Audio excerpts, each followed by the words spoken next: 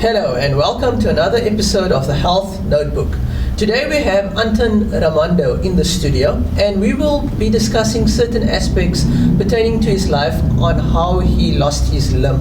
Anton Reimondo, welcome to the studio. Thank you.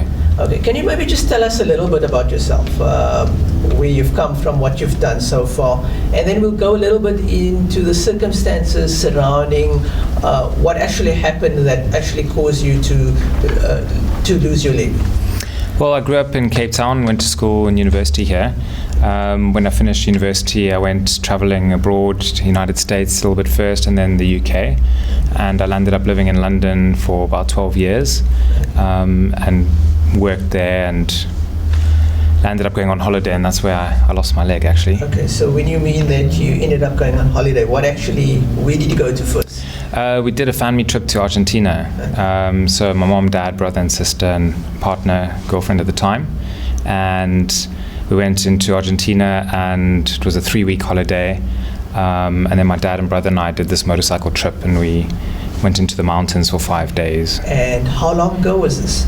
This was in 2006, December 2006, so 10 years. Okay, so if you can just tell us the circumstances surrounding what actually happened. You've mentioned that you went on a motorbike trip. Yeah. And then what actually happened during that? Well, the three of us went up on this trip for 5 days and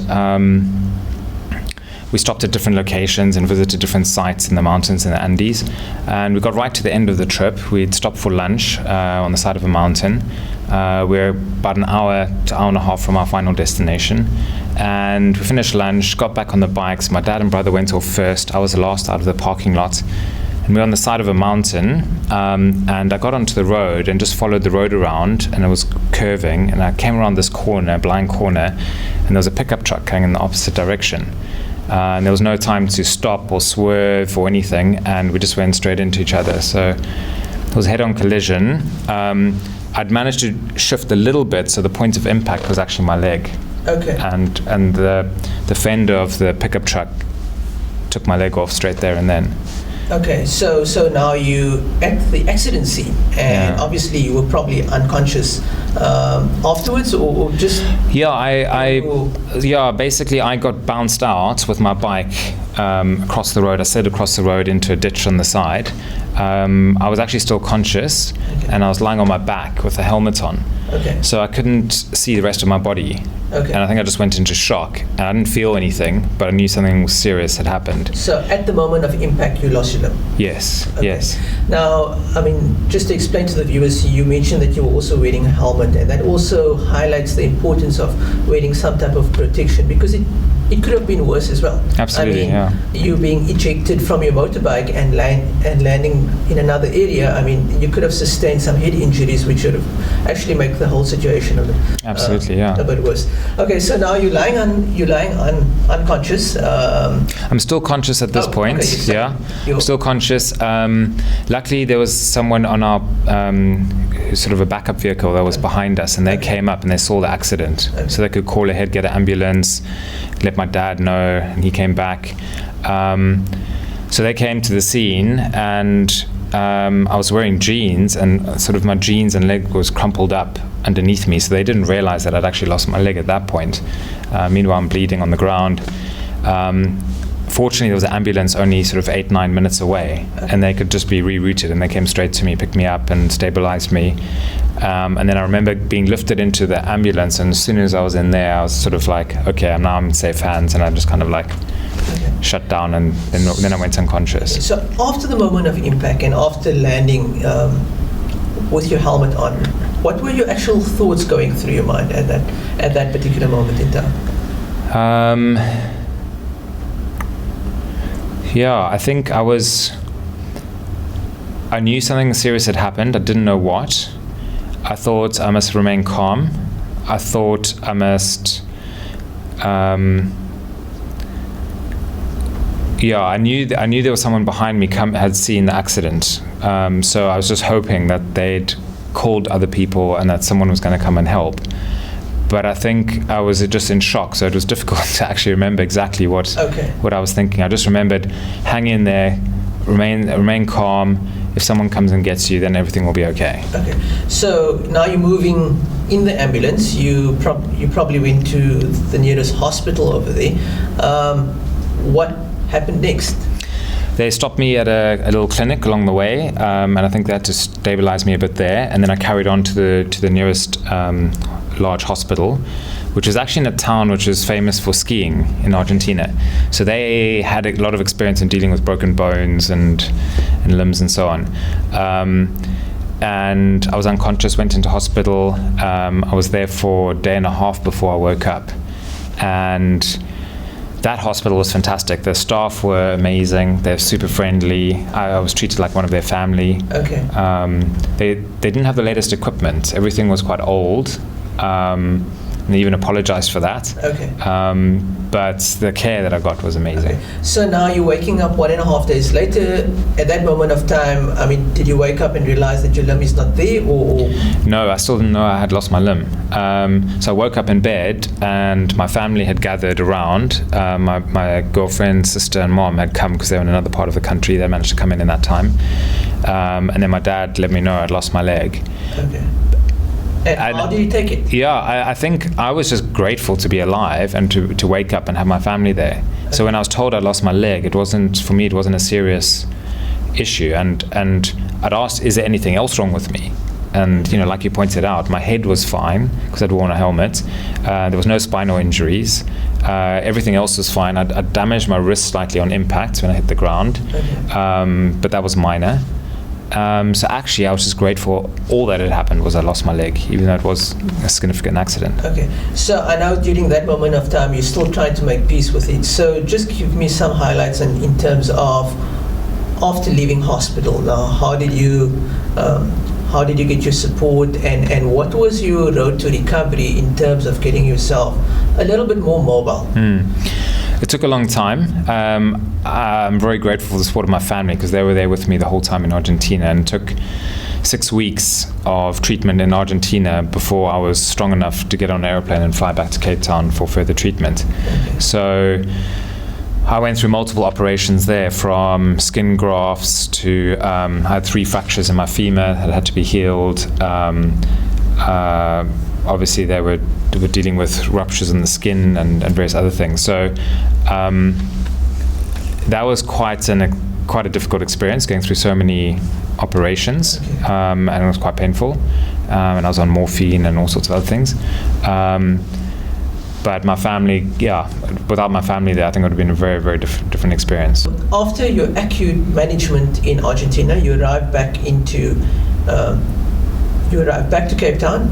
Just run us through the rehabilitative process. So first of all, we looked at different, I went to Vincent Pallotti Hospital for treatment. We did some research to try and find out good orthopedic surgeons and get advice on prosthetics and what was how it would work for my leg and my amputation at the time. The advice we got was that actually I'd have to be re-amputated because I only had a stump about 8-9 centimeters long, and I needed 10 centimeters to actually wear a prosthetic. Okay. Plus my knee, my patella had been smashed, and I didn't have full mobility in my knee. So did you have to undergo another procedure? Yeah. Okay. So they had to then I don't know what it's called, but they actually had to grow my skin by using expanders. Okay. They put artificial expanders underneath my skin and then glued them up and grew skin that way. And then I was amputated, and they wrapped the skin around and sewed it up. Okay. And I'd previously been through a massive skin grafting operation where they took all the skin off my thigh here. Okay. So that process of the research, finding out who was going to do it, understanding the prosthetics and the impact on my life, on having another amputation and prosthetics with a through knee rather than a below knee, and all that kind of stuff took a bit of time. But in the end, I think we made the right decision. Now, in terms of a time frame, until you got your prosthesis, how long was that? So from the time of injury, what's your rehabilitative process happened? So the accident was 13th of December 2006. I got back to Cape Town in February 2007. I then had treatment and got prepared for the reamputation, which only happened later in 2007, second half. then I had to recover. I think I only got my first prosthetics beginning of 2008. Okay. But those are sort of trial prosthetics, and the body's still adjusting because the muscles are atrophying, so the volume of my leg is reducing.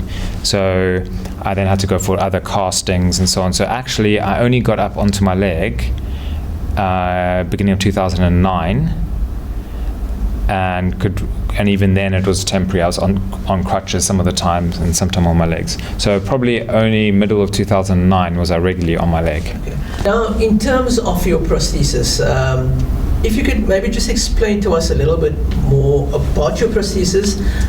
It looks fairly complicated. It looks a little bit unconventional compared to the ones that I'm used to seeing. Okay. So if you could just run us through what you're actually wearing at the moment. Okay.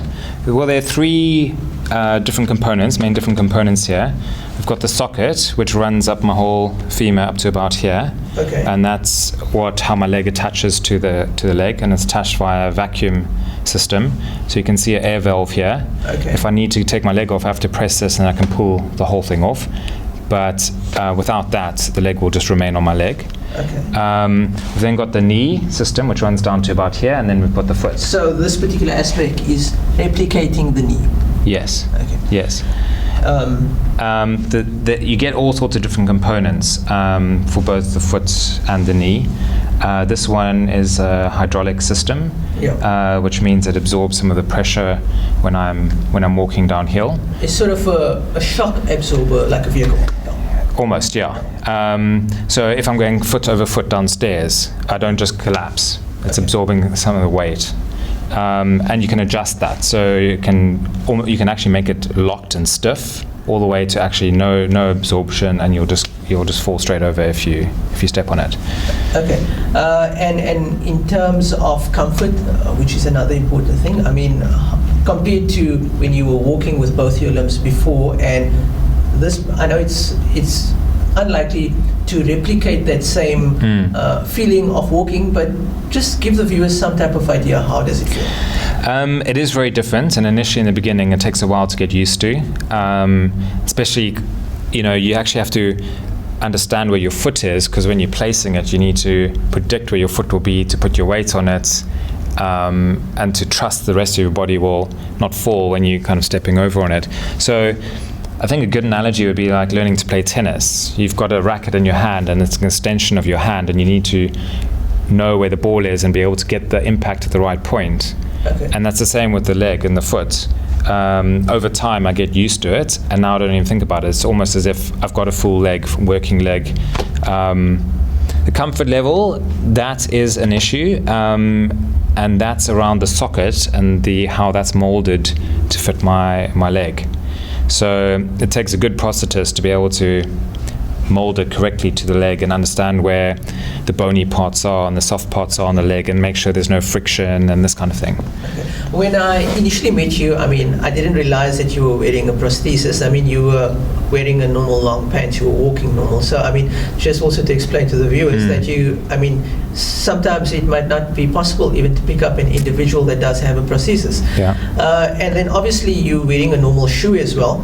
Now, going back in terms of your activities of daily living, and this would be, for example, driving a motor car.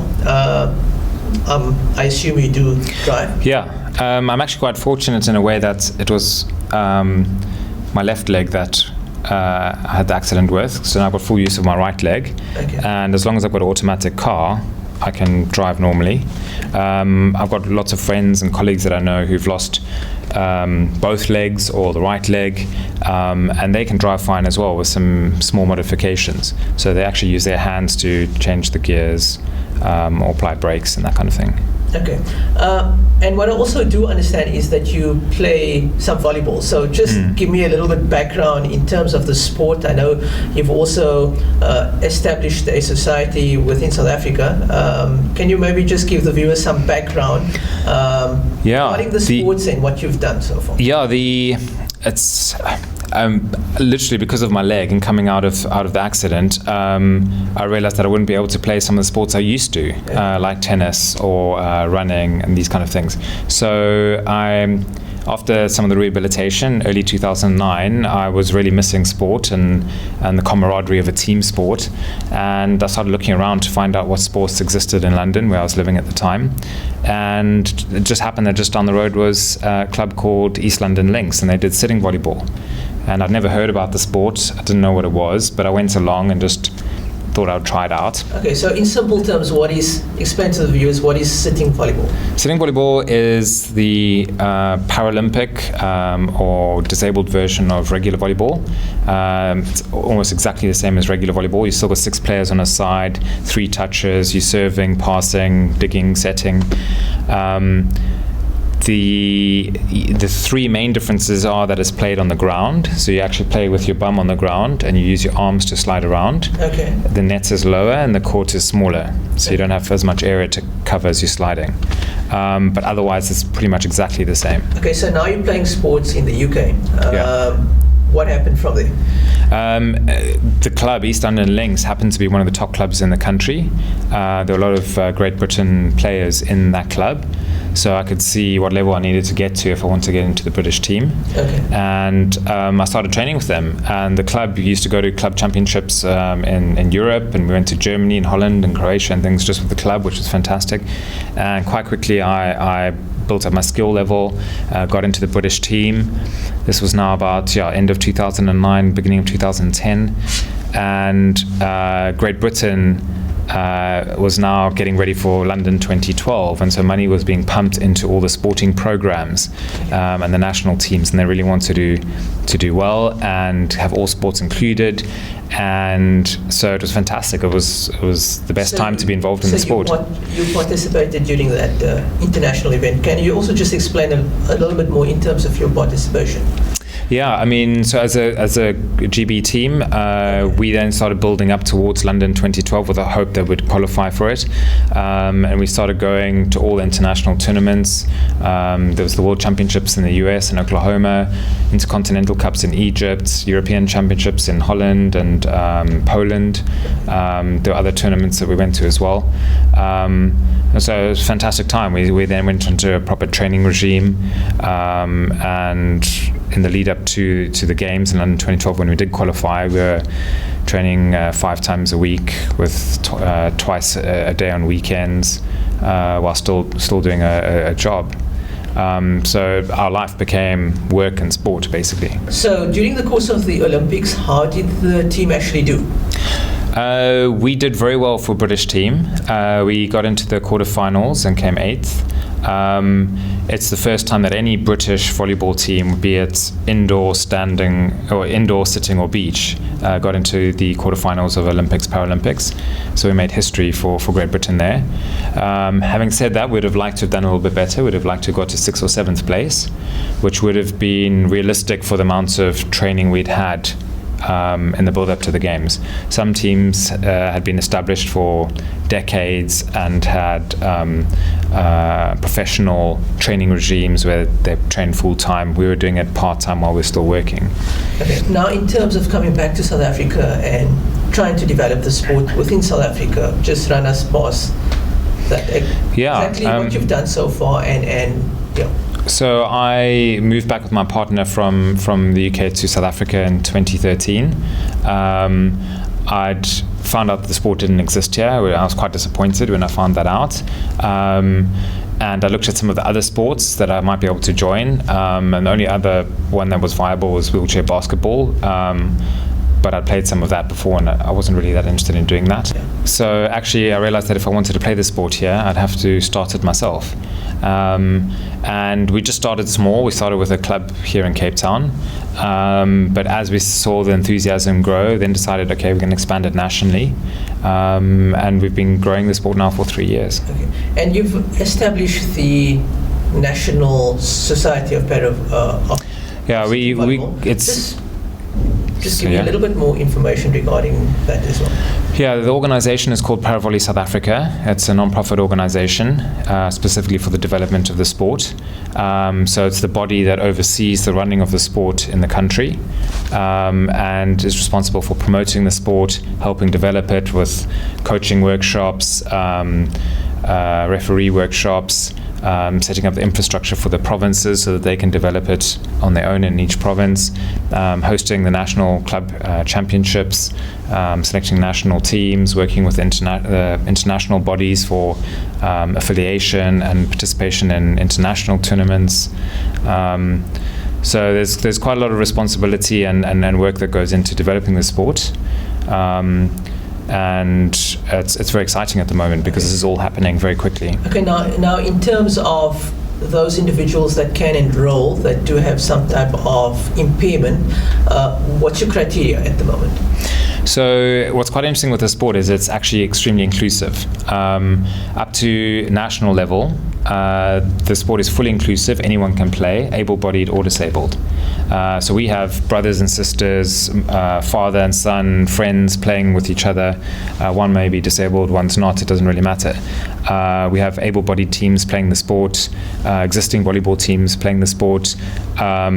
It's just a game anyone can play, and it's from ages youth all the way through up until we had in the Paralympics in London, people age 56. If they were good enough, they could play. It's a fairly broad age range. Yeah, and male, female, they played together in clubs. So up to national level, any ages, male, female, abled or disabled.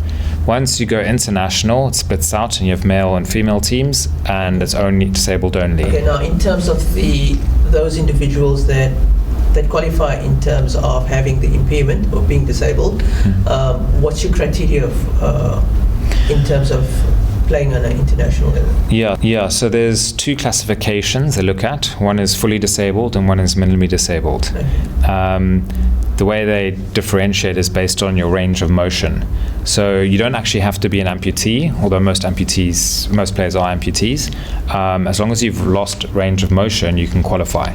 So it's something as simple as arthritis in the hip, or a damaged ligament, or something like a fused ankle. All these kind of things can qualify you. If you've got a disease and you've lost muscle and control of your limbs, like with polio, not a problem either, you can play. And depending on the severity, you'd be either classified as fully disabled or minimally disabled. The best way is to either email us or contact us via Facebook. So I'm sure we can put up the details online. Yeah. You can see our email address, and our Facebook page gives a lot of information about the sport in South Africa and what we're doing as an organization. And obviously there's contact details there as well. Mr. Reimondo, it's been a great pleasure having you in the studio. You've come a long way, and just to inform the viewers, during the course of the next episode, we'll actually visit you on site, and just to give the viewers a better idea of how these individuals with impairments and disabilities are actually playing sport. So it's been a great pleasure having you in. Thanks very much for having me. It's been a pleasure. So there you have it. Individuals with impairments and disabilities, they can have a normal quality of life, and Mr. Reimondo is a perfect example of an individual with an impairment that is actually living a full life. Thank you for watching. Stay tuned for another episode, same time, same place, next week.